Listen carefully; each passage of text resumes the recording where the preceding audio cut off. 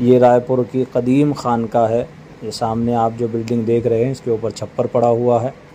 और रायपुर की खानका के दो हिस्से हैं। एक आगे का हिस्सा है जहाँ वामुन्नास जाती है, कमरे बने हुए हैं, ये अकाबिर के कमरे हैं सब। इधर कच्ची मस्जिद बनी हुई है, सिर्फ ऊपर छप्पर है और बांसों की दीवारें हुई हुई हैं और ये हरा पर्दा है। ये सामने जो लाल कलर की बिल्डिंग आप देख रहे हैं अंदर, इसमें अकाबिर के कमरे हैं। आज रायपुर आना हुआ था तो यहाँ इसमें हम अंदर ज़िक्र भी करेंगे अकाबिर के कमरों में, ताकि उसकी बरकत भी हमें मिले और अकाबिर से रूहानी फैज़ जो है उसमें तरक्की हो।